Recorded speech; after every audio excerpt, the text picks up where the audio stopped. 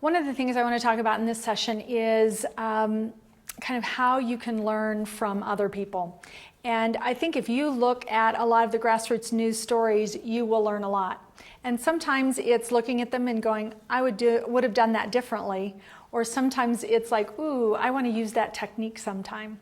So, and keep that in mind, it's not just grassroots news, but anytime you're watching television or watching a report or, seeing something on the web, kind of analyze, is there composition? Is the leading edge the right direction? Are their face turned the right way? Have they got enough lead room space in front of their face? Are their eyes, a little bit above the halfway mark? Just to kind of become a critiquer, to have that critical eye of what the rules are. And I think a lot of times I can remember doing stories and somebody'd say, well, why did you have him not look at the camera on that part? It was actually an interview. And I said, well, he had a script, but we were interviewing him. And I said, because when they're not looking at the camera, they have more credibility.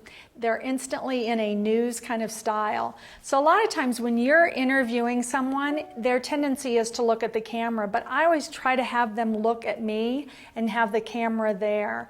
And that gives them just a little bit more credibility than if they're looking straight at the camera. I know a lot of times, especially when you're in a situation, we are becoming so much more at ease at looking at the camera that may become more of a rule, that we end up looking at the camera more often. Now, if you're the reporter and doing a stand-up, that's definitely where you want to look straight into the camera and deliver it. So we're going to look at a couple of stories here that different people have sent in to Grassroots News and just kind of talk about what worked and what didn't work. So we'll play this one from Iceland about the volcano erupting. This is Glory Stewart reporting live from Grassroots News from Reykjavik, Iceland. As you may or may not have heard, a volcano has actually erupted here in Iceland called Grímsvötn, and that was about yesterday around 5 p.m. The international airport, all incoming and outgoing international flights have been canceled, and reports say that the airport should open tomorrow at 9 a.m. We will get back to you with more news about that. But here in Reykjavik, the ash has actually traveled and is starting to cover and to come in the sky of the city. You can see it here, and as we go up this hill here, you'll be able to see that mountains that are easily seen every other day are actually covered by the thickness of the ash. So let's go take a look. Some people are saying that this is around 10 times bigger than the volcano that erupted last year. We'll see as more reports come because it's a different eruption. But now we can see what it's doing in the sky over Reykjavik, Iceland. It's completely covering the easily seen mountains across the way. So we'll report more. This is Glory Stewart, Grassroots News, Reykjavik, Iceland. Now here's a situation where she was just there and this was happening. So you just grab a camera and go do it. And what's so great is it puts you there. And I like that she just is in front. Now you don't know. I think this is one of the biggest things of you can judge what's on the screen, but you never know what's beyond. I mean, for a long time she has a light just right over her head. You just kind of wonder, could they have, scooted her over? But, she's probably doing that on, just a snap of a finger. And a lot of those things, we're very forgiving because it's in the moment. And, the wind noise. Yes, we'd love to have a windscreen on that mic and not to pick up the wind noise, but it's also in the moment. I love when she just kind of turns and says, and let's see what's up over the hill. And you actually kind of get that sense of what's going to be over there. And so she just puts you in the moment that you're in Iceland and does it. And what's kind of neat in there, she goes, and she talks about that the airport's shut down right now and we'll keep you informed. Now, she didn't file another story, but I saw that she had put a comment in on the Grassroots News site and gave an update to what had happened. So it did kind of just update the story so that she kind of kept us going. Now, what I would have loved to have added to that are some people that if you'd interviewed a person who had been there the last cloud. and gotten a sense of what it was like before and what it was like then. What makes this a news story too, because it turns out that one wasn't as big a deal, even though, she had some facts there that it was 10 times bigger than the one before and some of these things. But everybody heard about the time that Iceland had the volcanic ash cloud before, and it had just disrupted air flights throughout Europe. I mean, it was closed down for days, if not weeks, for certain areas. And so that's why it was such a huge story at that time is, wow, it was closing down Iceland, but it had the potential to close down all of Europe again. So I think there's just some really neat things about that story, but that's where you're just in the midst of it and there's something happening.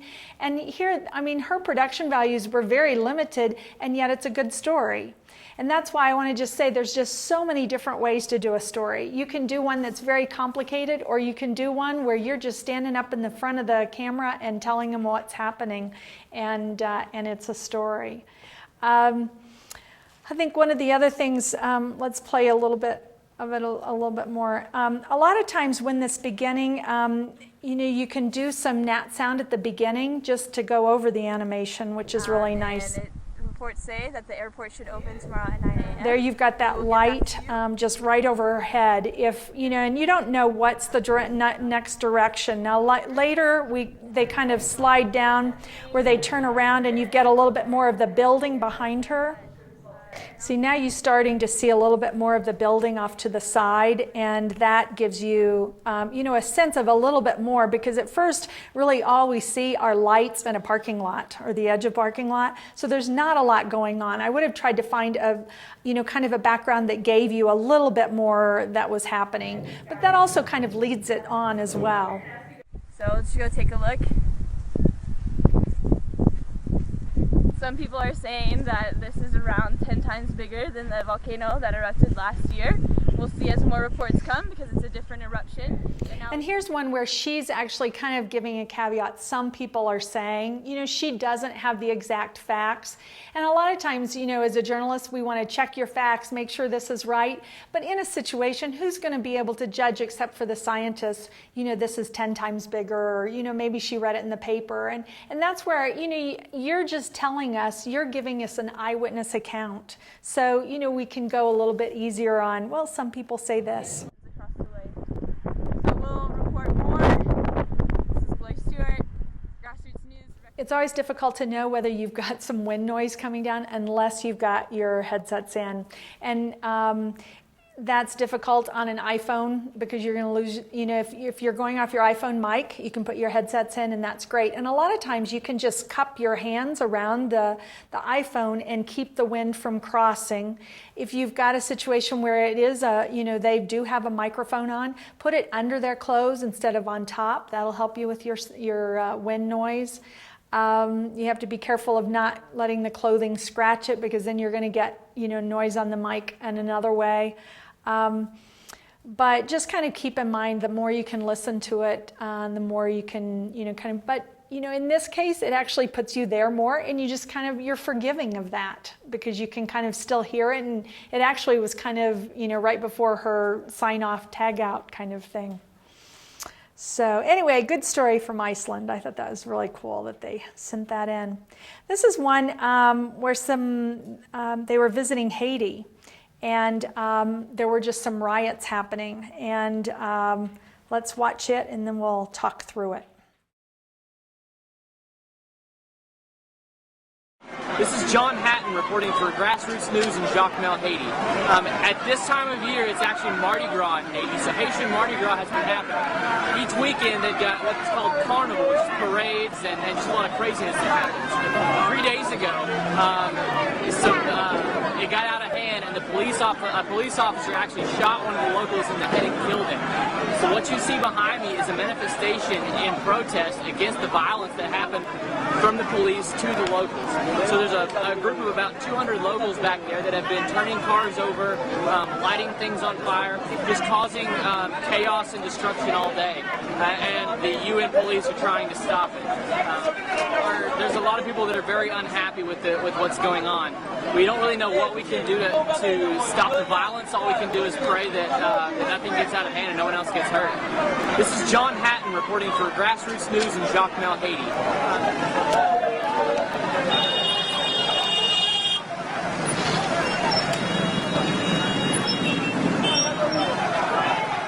Another story where they are in the moment. And I'm going to say on this one, they probably caught a lot of the visuals first, videotaped kind of what was going on, and then did their stand-up and kind of talk through it. But you can tell he's kind of talking about some of the things that they had shot. You know, there's just, what's kind of neat is, you know, you can tell they're in the moment. You know, the guy zooms in on his face and then kind of starts to back out a little bit and kind of focuses in the middle of it. But, you know, while that kind of breaks every rule of, you know, good photography, it also makes you realize that they are in the moment and didn't do it again. You know, that they had one chance to do it, and yes, they were in the midst of it, and that kind of thing. And I think that's the cool thing about Grassroots News is this story works. You know, it gives you a sense of what's happening in Haiti. I'm going to play it through again and just kind of stop at some of the different cases. You know, for a stand-up, that's probably a little tight, but who knows? I mean, this is where you don't know kind of what equipment they're using or what the equipment you would have at any one time. But typically a stand-up, you're going to want to, you know, kind of be kind of waist high and just a little bit above the head. I love that it's going on right behind him. You know, he is just in the very midst of it. But it all works, and then we kind of push in. I'm going to turn this down.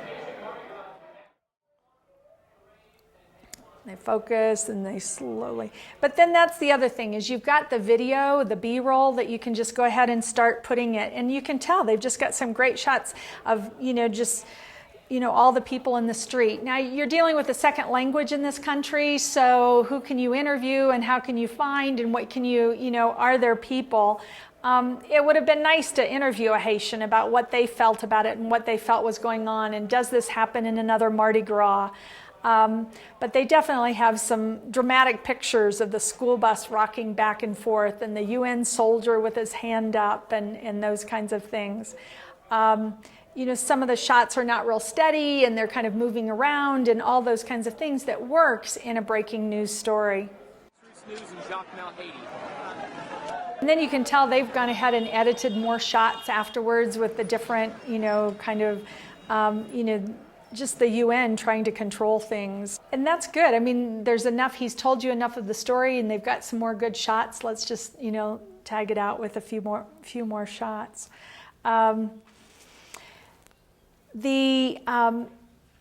I think there's a sense of when you're in that moment of wanting to tell as clear a story as what's going on. And I think he does a good job of putting out the whole, it's Mardi Gras. You know, and that just sets a scene instantly of, yes, you know, there's kind of a wild time. And then you think, you know, I mean, I think we all think, oh, Haiti, what it's been through in the last year or two. And, you know, you just know there's chaos. You know, we've seen enough of those stories that we know that this is even more so, or at least they've captured it in a way that shows that there is just some intense times right here. I think, you know, and he mentions that someone had gotten shot. He doesn't have all the facts, and I think that's what's, it's still going to work because it's not the only story out there about Haiti, but it's his experience of what he's seen right there. All right, let's take a look at a third story, and well, look, this one is also from Haiti, from Christian Snow. I think you guys have seen some of his other stories. This is Christian Snow in Port-au-Prince, reporting for Grassroots News on the situation 10 months after the earthquake in Haiti.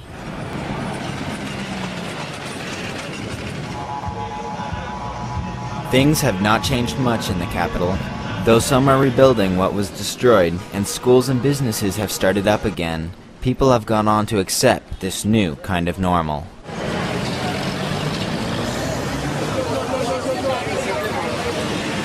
My wife and we were there in the earthquake, so now I came back I didn't see too much, change or kind of it's almost the same thing. I see one thing I notice, I can see hope into the eyes.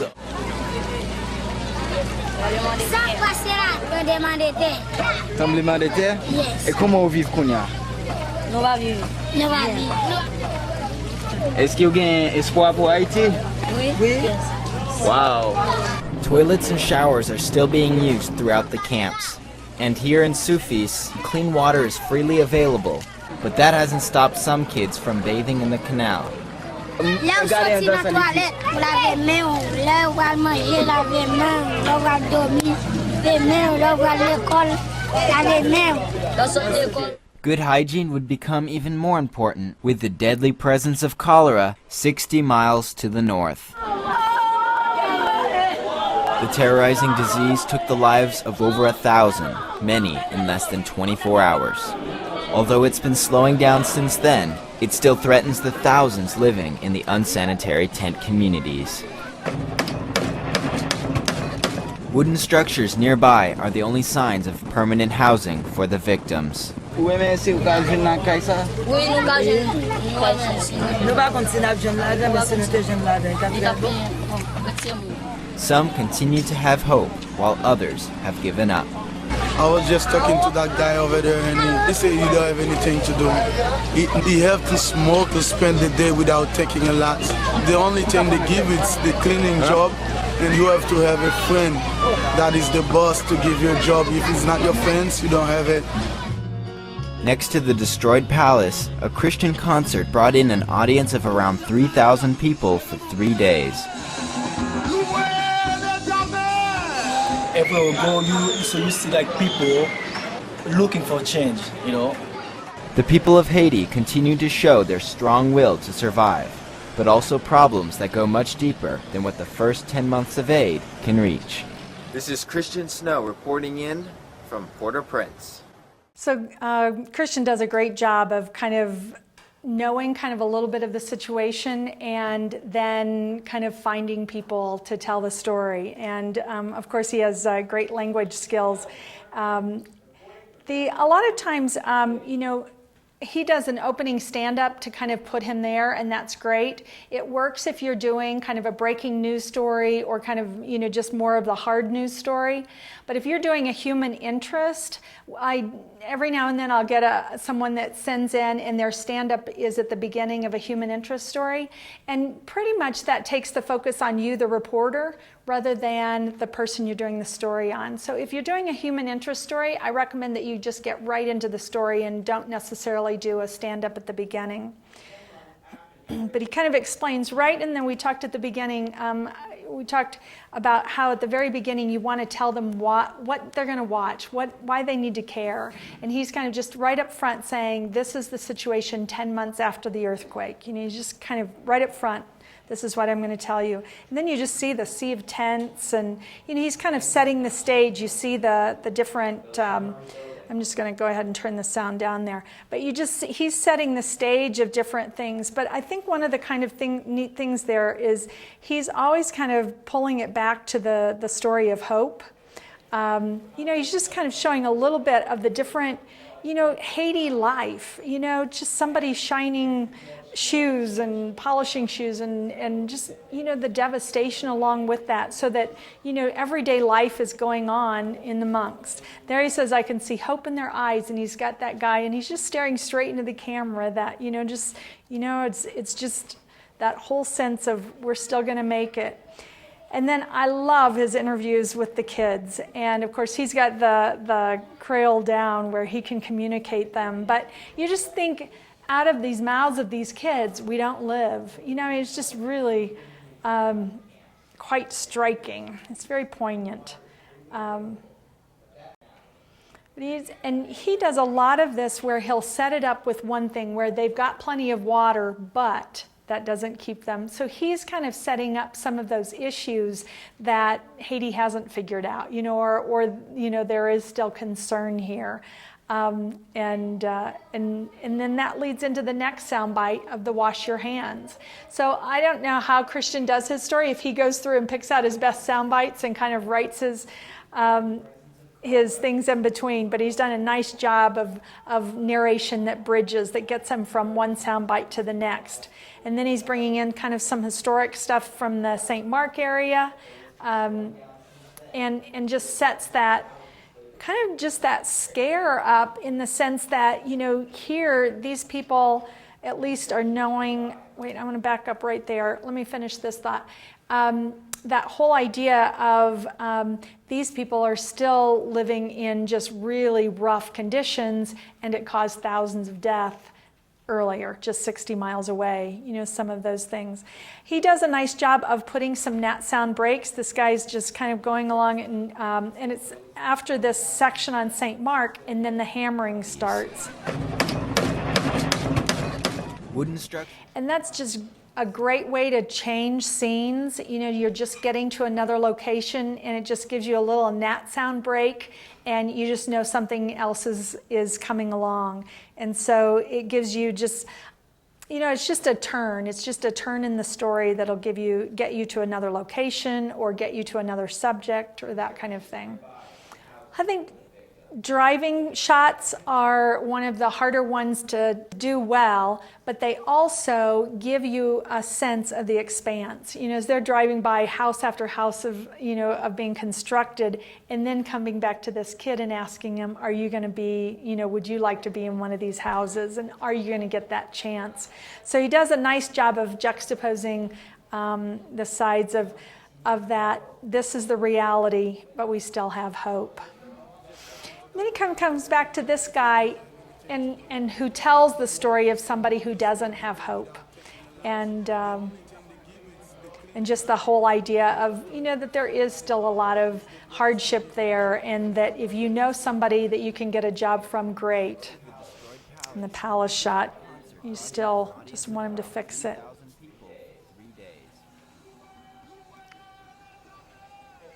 Everywhere we go, you see like people looking for change, you know. The people of Haiti continue to show their strong will to survive, but also problems that go much deeper than what the first 10 months of aid can reach. This is Christian Snow reporting in from Port-au-Prince. You can tell he has shot his stand-up at a different time and put the tag out on. I'd love it always if you're kind of doing a stand-up tag out to, you know, kind of do that one last sentence and that you're on camera at that some location where you're talking. But, you know, you're doing a lot. So I just commend a lot of these stories of just doing it. And Christian's done a lot of them. So we're very pleased of what's come out of Haiti, and I think he'll be back reporting again sometime soon. I think, as I said earlier, one of the best ways to learn is to watch stories and critique them. And, you know, sit down with a group and, you know, kind of, you know, talk about what worked, what didn't, what you didn't understand, and then also kind of, oh, I liked the way they did this, and you can learn a lot. A lot of the Sam Farmer stories in the Grassroots News. Sam's done a lot of stories for you know, the BBC and ABC, and so he's got a lot of experience. But I still look at some of his stories and I go, ooh, I like the way he did that. So there's a lot to learn from that. All right, well, keep in mind that you just always want to look at the Grassroots News stories and find what works and how you want to do your next story. Great, thank you.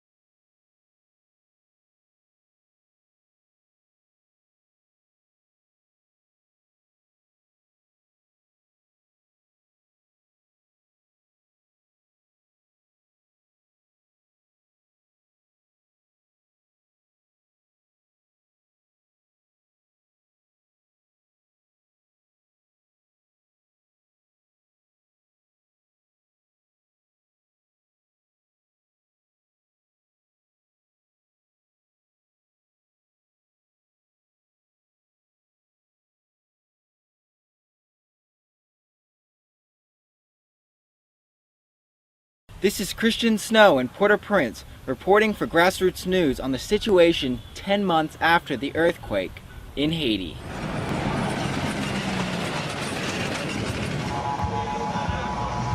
Things have not changed much in the capital.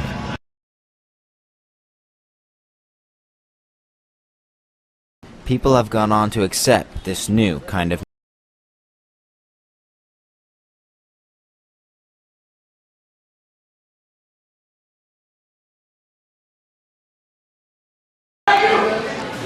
I didn't see too much, change or it's almost the same thing I see.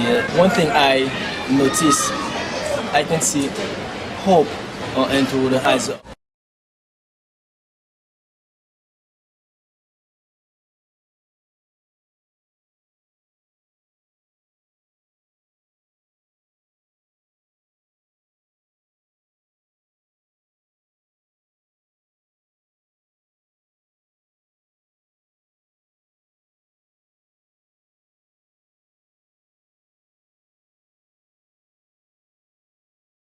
La toilette, vous lavez main, là où va manger, laver main, là où va dormir, laver main, là où va l'école, laver main.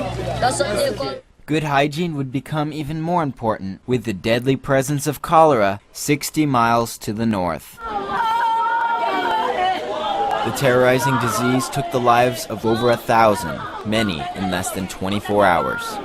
Although it's been slowing down since then, it still threatens the thousands living in the unsanitary tent communities. Wooden structures nearby are the only signs of permanent housing for the victims.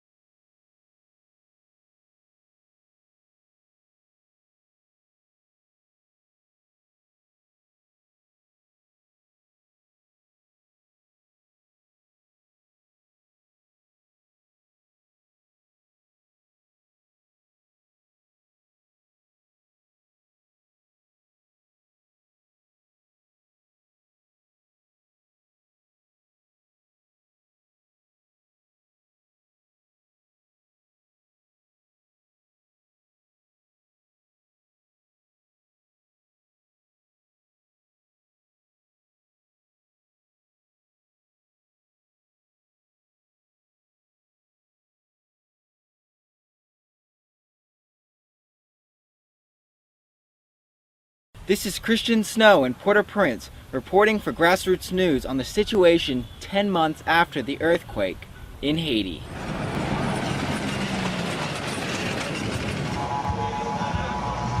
Things have not changed much in the capital.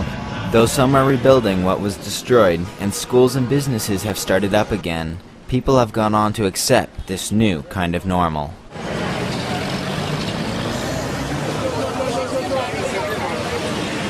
My wife and we were there in the earthquake, so now I came back. I didn't see too much, change, so it's almost the same thing I see. One thing I notice, I can see hope into the eyes.